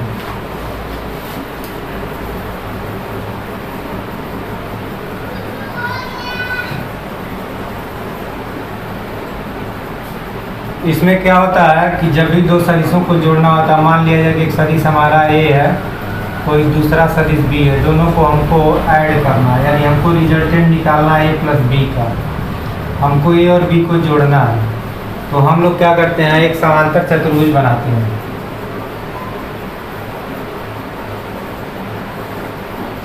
एक समांतर चतुर्भुज बनाते हैं और इसकी जो भी लंबाई होती है, जैसे मैं आपको इसको लंबाई को भी इंडिकेट करके बता रहा हूँ, आपको ज़्यादा समझ में आएगा। मान लिया जाए कि ये 4 मीटर प्रति सेकंड का वेग है, डायरेक्शन ऐसे है, इसको मैं मान लेता हूँ कोई v2 है, और ये कोई है वेग 6 मीटर पर सेकंड का, ये v1 है सदिश।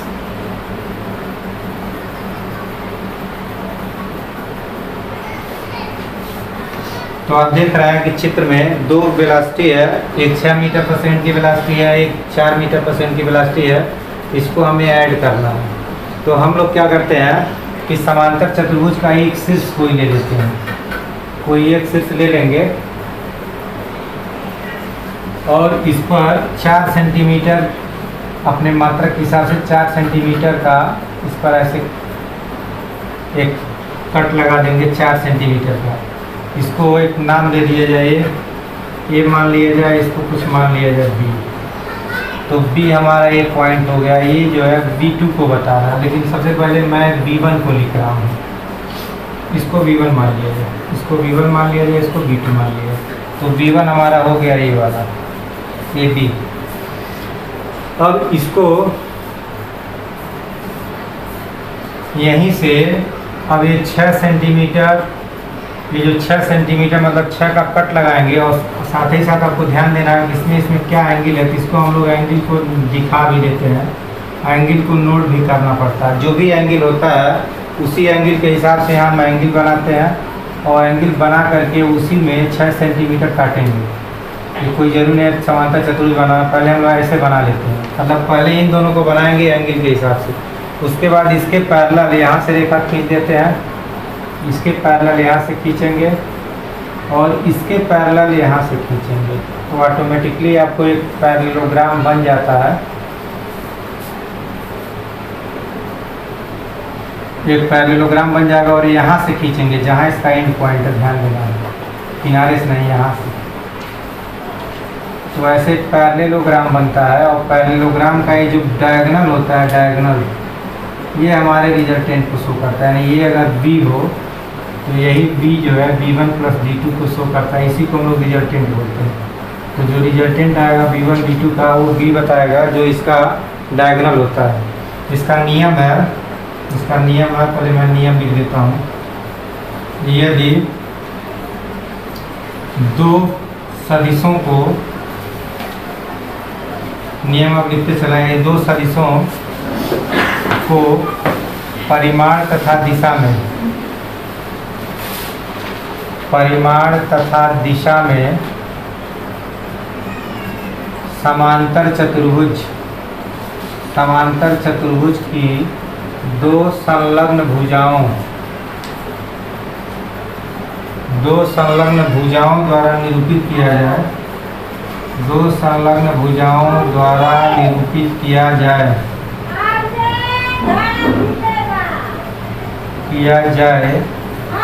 तो उनका परिणामी समांतर चतुर्भुज के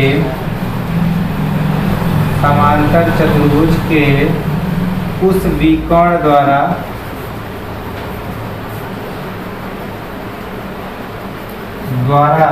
निरूपित किया जाता है, जो उन दोनों सदिशों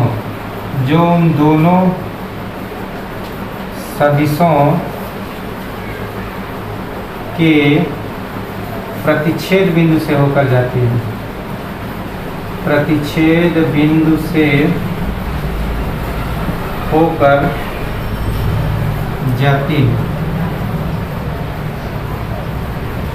तो यही हमारा है law of parallelogram of vector addition. नियम कहता है कि यदि दो सदिश, जैसे हमारे पास यहाँ दो सदिश थे, एक सदिश जो वेग v1 को डिनोट कर रहा है 4 मीटर पर सेकंड का, दूसरा सदिश जो वेग v2 को डिनोट कर रहा है 6 मीटर पर सेकंड का। इसको हम क्या करेंगे कि समांतर चतुर्भुज के भुजाओं द्वारा परिमाण और दिशा में निरूपित करेंगे। इसको ध्यान से समझना है कि समांतर चतुर्भुज की जो भुजा बनेगी, संलग्न भुजा, ध्यान देना आपको, कौन सी भुजा? संलग्न भुजा, समांतर चतुर्भुज की संलग्न भुजा। और साथ ही साथ शब्द है परिमाण तथा दिशा में। बहुत लोग यही सब चीज़ें समझ नहीं पाते हैं, तो बहुत ध्यान से आपको समझना है। सबसे पहले तो यदि दो सदिशों को परिमाण तथा दिशा में, परिमाण का मतलब जो इसकी लंबाई है उतना ही इसकी लंबाई होगी, ये परिमाण हो गया। जिस डायरेक्शन में है उसी डायरेक्शन में इसको होना है, ये हो गया ए बी। फिर दूसरा v2 को लेंगे तो जो इसका परिमाण है 6 उतना ही इसका भी परिमाण होगा 6।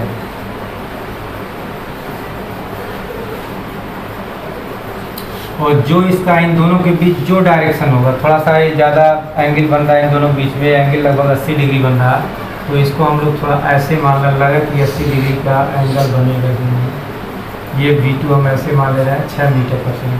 तो नियम कहता है कि परिमाण बराबर होगा समांतर चतुर्भुज की जो दो संलग्न भुजा होगी, हमने लिख दिया समांतर से दो संलग्न भुजाओं द्वारा निरूपित किया जाए। यानी ये भुजा एक बिंदु से जुड़ी होनी चाहिए, तो संलग्न भुजा हो गई। साथ ही साथ जो इसका परिमाण होगा वही इस भुजा का परिमाण होगा, जो इसका डायरेक्शन होगा वही इस भुजा का डायरेक्शन होगा, जो इसका परिमाण होगा वो ये दूसरी संलग्न भुजा का परिमाण होगा। जिस डायरेक्शन में ये है इससे, इस वाले से ये जिस डायरेक्शन, इसके लिए हमको इसको मिलाना भी पड़ता है, मिला करके एंगल भी देखना पड़ता है कि दोनों किस एंगल पर काम कर रहे हैं। तो जो भी एंगल यहाँ बनना है ठीक वही एंगल हमको बनाना है, वही एंगल बनना है। तो ये अगर हम करते हैं तो अब परिणामी कौन बताएगा? तो परिणामी का नियम ये है कि जहाँ दोनों एक इंटरसेक्ट कर रहे हैं, जिस पॉइंट पर इंटरसेक्ट कर रहे हैं उस पॉइंट से जो डायगोनल जाता है वही परिणामी बताएगा। फिर आगे हम लिखे हैं तो उनका परिणामी समांतर चतुर्भुज के उस विकर्ण द्वारा, दो विकर्ण होता है, एक भी विकर्ण है, एक भी विकर्ण है, तो हमारा रिजल्टेंट ये वाला होगा कि ये वाला होगा, इसके लिए आगे लिखा गया समांतर चतुर्भुज के उस विकर्ण द्वारा निरूपित किया जाता है जो उन दोनों सदिशों के प्रतिच्छेद बिंदु से होकर आती है। दोनों सदिशों का प्रतिच्छेद बिंदु ये है, ये प्रतिच्छेद बिंदु नहीं है क्योंकि यहाँ दोनों सदिश काट रहे हैं, एक ए बी वाला ए सी वाला, तो जहाँ ये काटते हैं वहाँ से जो डायगोनल जाएगा यानी ये वाला डायगोनल, तो रिजल्टेंट को ये डायगोनल हमारा बताता है। ये डायगोनल इसको आर से डिनोट करते हैं। अब ये जो आर का लेंथ आएगा वो b1 प्लस b2 को बता देगा।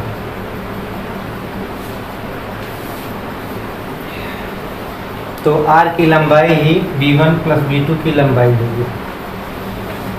यही है ला या पैरेललोग्राम ऑफ वेक्टर एडिशन। तो आप जब भी दो चीज़ों को जोड़ना रहे और इस नियम से जोड़ना हो तो आप देख लीजिए उनका मैग्नीट्यूड क्या है, दोनों का उतना ही का है। आप तीन बातों को ध्यान रखना, मैग्नीट्यूड और साथ ही साथ उनके बीच का क्या कोण है।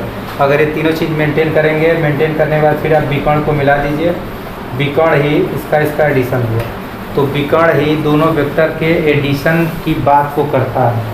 और दो वेक्टर का एडिशन हमने आपको सब चर्चा किया भी था, मैं डिटेल में बहुत नहीं जाना चाह रहा हूँ। 4 और 6 को जोड़ेंगे, 4 मीटर पर सेकंड और 6 मीटर पर सेकंड, दोनों को जोड़ने के बाद जैसे कुछ लोग तो मूर्खा धीराज हैं जो सीधे सीधे कह देंगे 6 4 10 मीटर पर सेकंड हो जाएगा, लेकिन ये भी हो सकता है एक विशेष कंडीशन में। कब? जब थीटा की वैल्यू 0 डिग्री, एक कंडीशन में ही ये 10 हो सकता है जब दोनों एक डायरेक्शन में काम करें। लेकिन 4 और 6 का एडिशन, अगर वेक्टर एडिशन की बात करें तो इसकी वैल्यू 0 से लेकर के और 10 के बीच कुछ भी हो सकती है। 0 से लेकर के 10 के बीच कुछ भी हो सकती है। यानी 4 6 को जब वेक्टर को जोड़ेंगे तो 0 नहीं आएगा, 0 हम गलत बोलेंगे। ये 2 से लेकर के, ये 2 से 10 के बीच इसके अनंत मान होंगे, मतलब अनंत मान मिलेगा। 4 मीटर पर सेकंड और 6 मीटर पर सेकंड को जब हम जोड़ेंगे तो 2 से लेकर के और 10 तक इसका मान कुछ भी हो सकता है। ये 0 2.0 हो सकता है, 2.0000001 भी हो सकता है, 2.2 भी हो सकता है, 2. ऐसे 2, फिर 3.1 भी हो सकता है, 3.2 और 10 तक ही हो सकता है। मतलब हमारे कहने का मतलब अनंत मान, यानी वेक्टर एडिशन, दो चीज़ों का वेक्टर एडिशन की वैल्यू अनंत आती है। तो ये ना सोचिए कि 6 4 जोड़ देंगे तो 10 आएगा, वो 2 से ऊपर और 10 से कम कुछ भी हो सकता है। वो डिपेंड करता है एंगल क्या है, इस एंगल पर डिपेंड करता है। इस एंगल को अभी हम 0 कर दें तो 6 4 जोड़ के 10 हो जाएगा। इस एंगल को 90 करेंगे तो काड़ी में आएगा 6 का स्क्वायर प्लस 4 का स्क्वायर, उसकी वैल्यू आएगी। कुछ भी हम कर सकते हैं, 180 कर सकते हैं, यानी 0 से 180 के बीच एंगल को हम लोग बदलते रहते हैं। तो जो वैल्यू हमारी है वो न्यूनतम मान, यानी 6 4 का न्यूनतम मान घटा करके 2 होगा, जोड़ करके 10 होगा, यानी 2 से लेकर 10 तक के बीच में वो वैरी करती रहती है। तो और सबसे बढ़िया तरीका हमारा ये तरीका है। इस तरीका से आपको कोई टेंशन नहीं होगा, बस एंगल देखना है और जिस लंबाई में है उस लंबाई में डायरेक्शन में आपको खींच देना है। इसको नापेंगे तो ऑटोमेटिकली नाप कर भी हमारा उत्तर आ जाता है। तो एक तो तरीका ये हो गया ला या पैरेललोग्राम ऑफ फोर्सेस।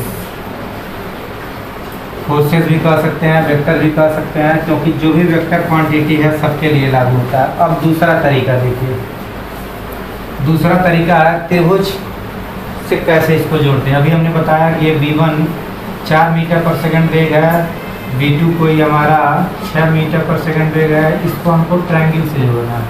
तो ट्रायंगल में क्या करते हैं कि पहले एक वेक्टर को खींच लेते हैं 4 वाला, कितना सेंटीमीटर? 4 सेंटीमीटर। 1 सेंटीमीटर को एक मानते हुए 4 सेंटीमीटर तक खींच लेंगे। फिर इसको थोड़ा सा आगे डैश डैश भी बढ़ा देते हैं। ये हमारा 4 सेंटीमीटर का ये v1 हमने खींच लिया, v1 वेक्टर।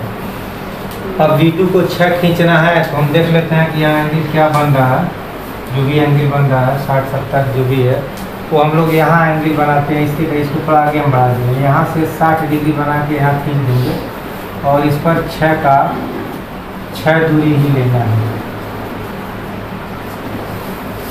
कोई वेक्टर मान लिया जाए BC में। फिर इसके टेल से, पहले वाले के टेल से और दूसरे वाले के हेड को, ये पहला नंबर है, ये दूसरा नंबर है, तो पहले वाले का टेल पूंछ और दूसरे वाले का हेड मिला देते हैं तो एक त्रिभुज बन जाता है। तो बाहर का काम है, तो इससे कोई मतलब नहीं है।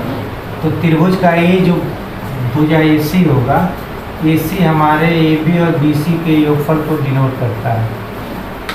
तो इसको हम लोग बोलते हैं law of vectors of triangle addition. तो ये ट्रायंगल के माध्यम से ऐड कर लेते हैं। 2 तरीका हो गया। तीसरा तरीका है, और इसी को हम लोग चित्रविद भी बात करते हैं, चित्रविद भी यही है। अब मान लीजिए कई वेक्टर को जोड़ना है। एक वेक्टर हमारा कोई V1 है 4 मीटर पर सेकेंड, कोई वेक्टर हमारा V2 है जो 3 मीटर पर सेकेंड का है, कोई वेक्टर हमारा V3 है जो कुछ 7 मीटर पर सेकेंड का है, फिर कोई वेक्टर हमारा V4 है जो 8 मीटर पर सेकेंड का है। इसको हमें ऐड करना है, 4 वेक्टर को ऐड करना है। तो 4 वेक्टर को ऐड करने में पैरेललोग्राम वाला, ट्रायंगल वाला हम लोग काम नहीं करते हैं। इसमें law of addition of polygon method. Polygon method में क्या करते हैं कि पहले कोई एक लेंगे, जो आपकी मर्जी, जो सुविधा हो। पहले मैं V1 को ले लेता हूँ, जिस डायरेक्शन में जिस तरफ है उसी तरफ आपको लेना है V1। अगर ऐसे लग रहा तिरछा है तो आप देख लेंगे कि यह 36 से कितना एंगल बन रहा है। 36 से एंगल देख लेते हैं इसका। 36 एंगल मान लिया जाए 20 डिग्री है, तो आप भी एक 36 रेखा खींच लीजिए और यहाँ से 20 डिग्री पर आप V1 खींच लेंगे, कितना 4 सेंटीमीटर। ये आपका हो गया V1 आपने खींच लिया। फिर जब V1 हो गया तो फिर V2 को देखना है। इसको थोड़ा सा आगे मिला करके देखना पड़ेगा कि V1 V2 के बीच, V1 तो खैर यहीं है, लेकिन इसको हम लोग यहाँ से डिस्प्लेस कर लेते हैं और यहाँ ला करके देख लेते हैं क्या कोण बन रहा है V1 V2 में। तो हमने जान लिया कि 45 डिग्री बन रहा है। तो अब इसको आगे बढ़ा देते हैं ऐसे डैश डैश, और इसी से 45 डिग्री का कोण बना करके V2 खींच लेते हैं। कितना सेंटीमीटर? 3 सेंटीमीटर। 3 सेंटीमीटर खींच लेंगे। ये हो गया हमारा V2 जो V1 से 45 डिग्री पर है। चलिए, सब एक्स्ट्रा काम है, ये सब काम बस जानने के लिए। V1 हो गया, V2 हो गया। फिर आते हैं V3 पर। अब V3 को थोड़ा आगे बढ़ा के देखेंगे कि ये V2 से कितना डिग्री बना रहा है। ये वाला V2 है और ये वाला हमारा V3 है, तो ये कुछ बना रहा है 40 डिग्री। 40 डिग्री बना रहा है, तो इसको आगे बढ़ा लेते हैं और यहाँ से 40 डिग्री का कोण बना लेते हैं। और कितना लेना है? तो ये 7 सेंटीमीटर लेना है। तो 1 2 3 4 5 6 7 यहाँ ही लिख देंगे। ये हो गया हमारा V3 7 मीटर पर सेकेंड। इसको मिटा देते हैं। फिर अब आते हैं V4 पर। तो V4 V3 से कितना एंगल बना रहा है? तो V3 को और V4 को मिला करके देख लेते हैं 70 डिग्री। V3 से V4 70 डिग्री पर है, तो यहाँ से इसको आगे बढ़ा देंगे और यहाँ से 70 डिग्री का देखा, 70 डिग्री बनाते हुए ये हमारा V4 हो गया क्या सेंटीमीटर? 8 सेंटीमीटर। ये हो गया V4। फिर पहले के टेल को, सबसे पहला, ये पहला वेक्टर है, दूसरा वेक्टर है, तीसरा वेक्टर है, ये चौथा वेक्टर है। पहले के टेल को बाद वाले के हेड से मिला देते हैं। मिला करके इसको इंच पट्टी से नाप लेंगे। मान लीजिए इसका लेंथ जो भी आया कैपिटल V, ये आ गया 10 सेंटीमीटर, तो कहेंगे 10 मीटर पर सेकेंड। यानी सबका रिजल्टेंट लंबाई बताएगी कि क्या इसका रिजल्टेंट आएगा। तो ये हमारा है law of vector addition of polygon method. Polygon में होता है बहुभुज। तो ये नियम सबके लिए है, यही नियम पर सब लोग चलते हैं। चाहे त्रिभुज हो, त्रिभुज में 2 ही वेक्टर होते हैं, तो 2 ही मिला करके इसको मिला देंगे, त्रिभुज का काम हो जाता है। तो चाहे 2 भुजा को जोड़ना हो तब भी इससे जुड़ेगा, 3 4 5 से, मतलब ये जनरल नियम है। ये जनरल नियम है, इसी पर सब लोग चलते हैं। अब एक नियम और है जिसको हम लोग कहते हैं सूत्र विधि। तो डायरेक्ट फार्मूला लगाते हैं। अभी हमने बताया V1 V2 4 है, 6 है, बीच का एंगल 60 डिग्री। तो फार्मूला डायरेक्ट सूत्र विधि, V1 का स्क्वायर प्लस V2 का square plus 2 time V1 V2 cos of alpha. इस एंगल को अल्फा मान लेते हैं। इसी में भर देंगे, आपको न्यूमेरिकल वैल्यू मिल जाएगी। क्या आएगा? तो चारों विधि हमने डिस्कस कर दिया। काम तो ये सब फिजिक्स वाला है, चूँकि बायोलॉजी के लोग हैं तो मैं फिजिक्स ही से कहानी बताया हूँ। अब आइए मैथ की कहानी जानते हैं कि मैथ में क्या करेंगे वेक्टर एडिशन में।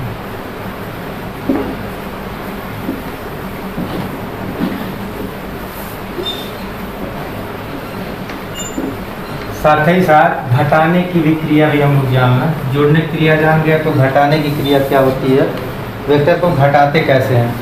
तो वेक्टर को घटाने का तरीका है, मान लिया जाए कोई V1 वेक्टर है 6 मीटर पर सेकंड और कोई V2 वेक्टर है 4 मीटर पर सेकंड। हमको घटाना है, V1 में से V2 को घटाना है और घटा करके हमको अपना रिजल्ट निकालना है। V1 में से V2 घटाना है तो हम लोग क्या करते हैं कि हम लोग जोड़ने का ही काम करते हैं, सिर्फ जोड़ते हैं, घटाने का काम वेक्टर में है ये नहीं है।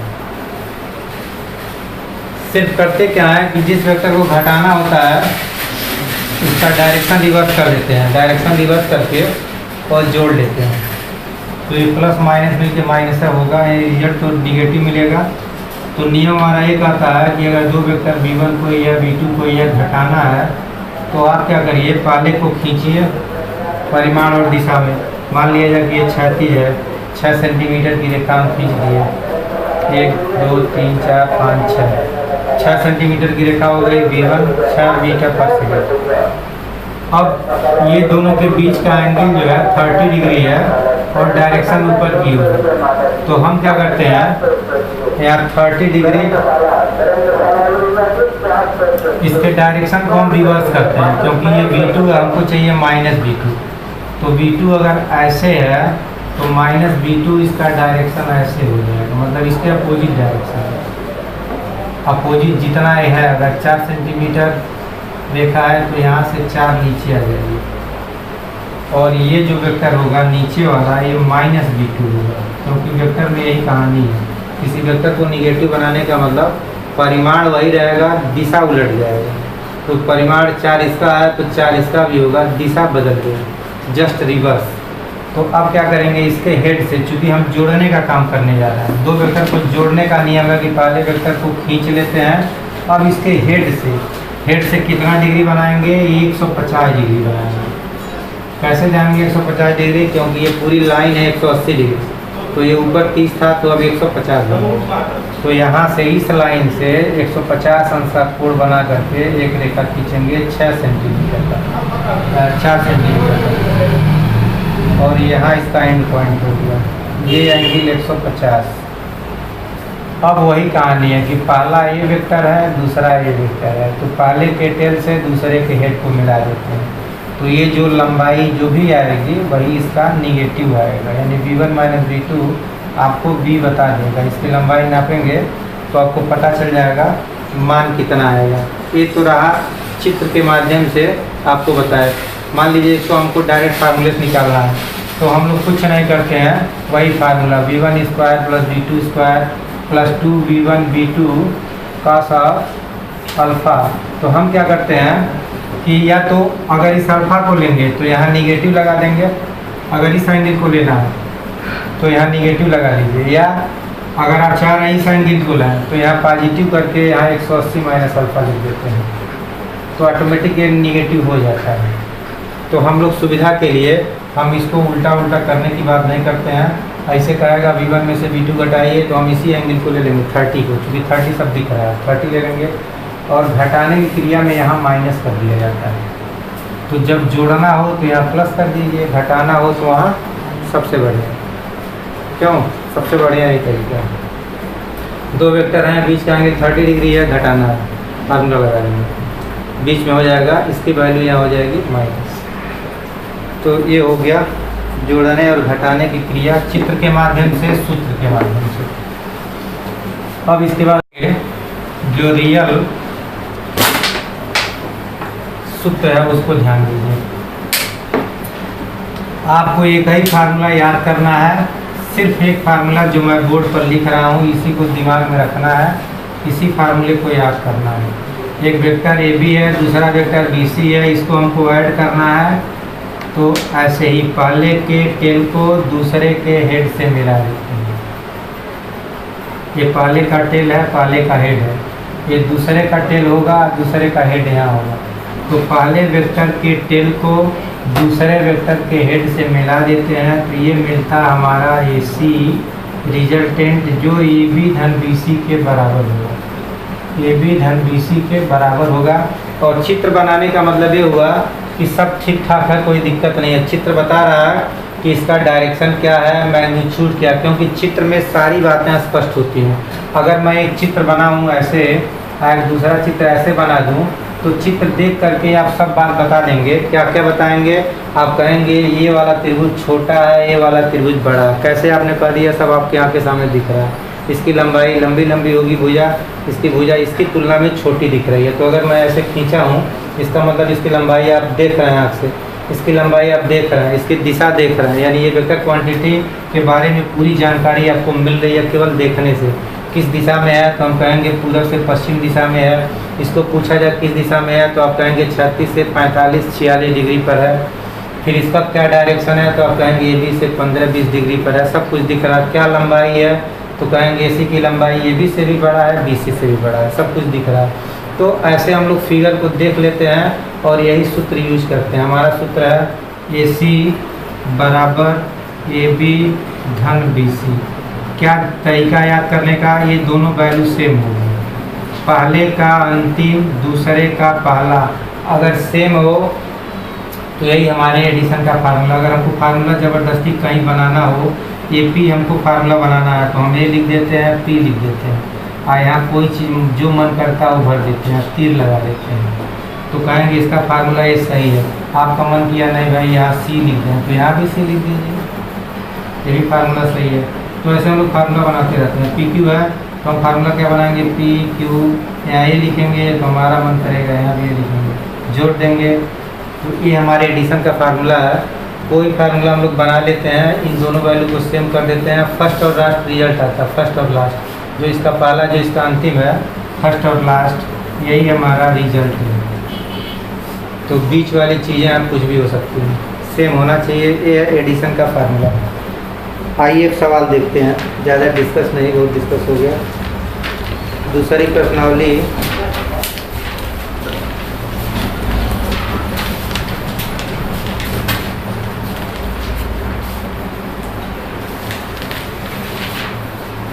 टेन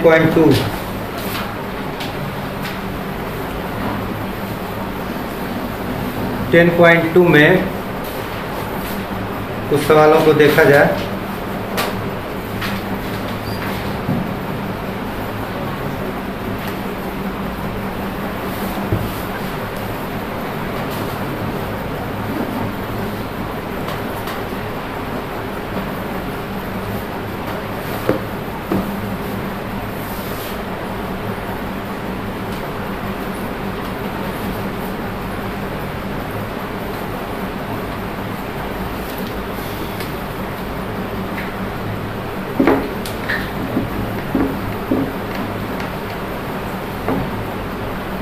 तो 10.2 का हम लोग देख रहे हैं पहला सवाल, एक्सरसाइज 10.2, क्वेश्चन नंबर फर्स्ट।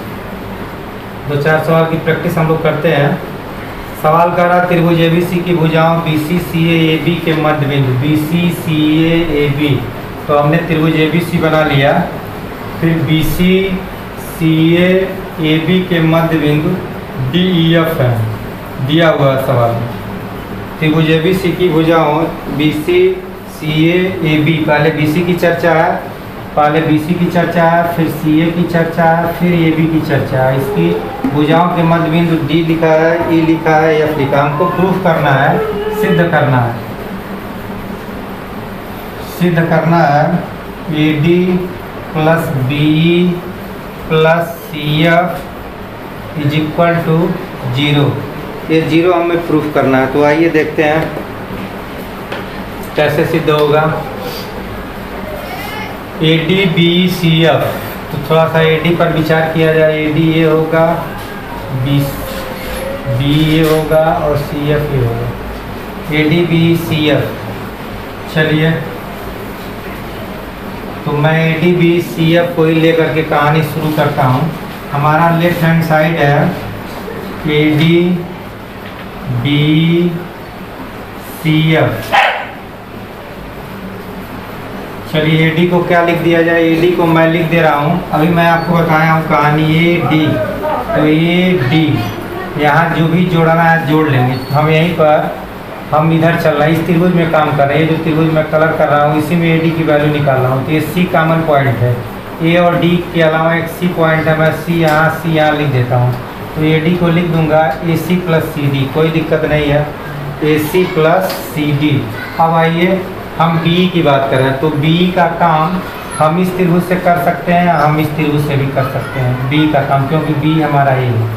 तो बी का काम हम इस त्रिभुज से भी कर सकते हैं, नीचे वाले से और ऊपर वाले से भी कर सकते हैं, आपकी मर्जी किसी से कर लीजिए। बी लिख दिया जाए, ई लिख दिया जाए, कॉमन पॉइंट क्या लिया जाए, तो कोई लिख सकते हैं, हम सी को ले रहे हैं, तो यह बी सी प्लस सी हो गया। इसके बाद तीसरा सी एफ की बात किया जाए, तो सी एफ हमारा ए है, तो चाहे इस त्रिभुज से काम करना चाहूँ, मैं उधर वाले त्रिभुज से काम कर लेता हूँ, तो सी एफ को लिख दिया जाए, सी और एफ क्रम पर ध्यान देना, हमारा ए कॉमन पॉइंट है, तो सी ए प्लस ए एफ। यहाँ तक बात समझ में आ गई होगी। चलिए ए सी को मैं ए सी छोड़ देता हूँ, आइए जो सी ए है इसके पास ला करके इसको माइनस ए सी लिख देता हूँ, क्योंकि वेक्टर क्वांटिटी में अगर इसको घुमाते हैं तो साइन निगेटिव हो जाता है। देखिए क्रम का ही महत्व है, यहाँ सी पहले है ए बाद में, तो सी ए का मतलब ऐसे ऐसे सी और ए हो गया सी ए। इसी को मैं अगर ए सी लिख दूँ तो इसका मतलब ये हो गया। अगर मैं ए सी लिखूँ तो ए सी का मतलब ऐसे हो गया, क्योंकि ये जहाँ किनारे इस वाले पॉइंट की तरफ तीर रहता है, यहाँ देखिए तीर ए पर रहेगा, यहाँ तीर किस पर रहेगा, सी पर रहेगा। ये टेल होगा और ये हेड होगा, इस वाले में सी टेल होगा, ये हेड होगा, तो आप क्या देख रहे हैं, दोनों का डायरेक्शन रिवर्स हो गया। तो डायरेक्शन हम लोग ऐसे कर लेते हैं, वेक्टर में कुछ लिखा हो उलट करके माइनस लगा दीजिए, ठीक है। अब आइए मैं सी डी की बात, सी डी को उतार दिया और यहाँ अगर ध्यान दिया जाए तो बी सी क्या है हमारा, बी सी ये है, तो बी सी को तो मैं लिख दे रहा हूँ क्योंकि बी सी रहेगा, सी डी बी सी हमने उतार दिया। अब सी की बात किया जाए, सी ई, तो सी ई ये एफ, सी को लिख दिया जाए। थोड़ा सा एक कहानी और बताना चाहूँगा, सी ए एल, तो सी को मैं सी ए का आधा लिख सकता हूँ, ध्यान दीजिए, क्योंकि ई मध्य बिंदु है। तो अगर कोई चीज़ मध्य बिंदु होता है, अगर सी ई मध्य बिंदु है तो ये और ये बराबर होगा, जितना ये उतना ही है। तो सी को मैं सी ए लिख करके आधा कर दूंगा, कोई बुराई नहीं है, आप समझ रहे हैं। डायरेक्शन नहीं बदलना चाहिए, डायरेक्शन किधर है, सी देखिए टेल है, यहाँ भी सी टेल है, ई हेड है, यानी हेड आगे की ओर है, तो सही है, डायरेक्शन सही चल रहा है। अब आइए बात कर लेते हैं ए एफ की। ए एफ को मैं ए बी का आधा लिख दे रहा हूँ, ए एफ को ए बी का आधा, ए एफ को ए बी का आधा, इन दोनों को तो कैंसिल कर दिया जाए। अब सी डी को सी डी देखिए ऐसे हो रहा है सी डी, तो सी डी को सी बी का भी आधा कर दिया जाए।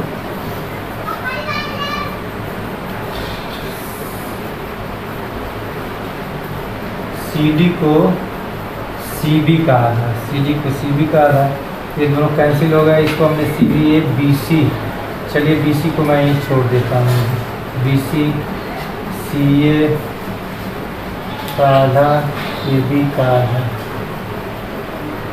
सब पर तीर लगाना ज़रूरी होता है।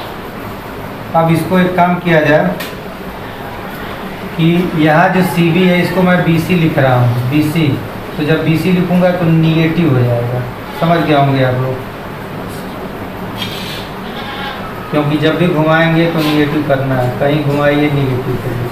अब ये दोनों मिला के बी सी का हाफ हो गया, ये दोनों मिला के बी सी का आधा प्लस टाइम हो गया, और एक सी ए का आधा है, सब में से मैं 1/2 कॉमन ले ले रहा हूँ, तो यहाँ मिला बी सी, यहाँ सी ए, यहाँ ए बी लिख दे रहा हूँ।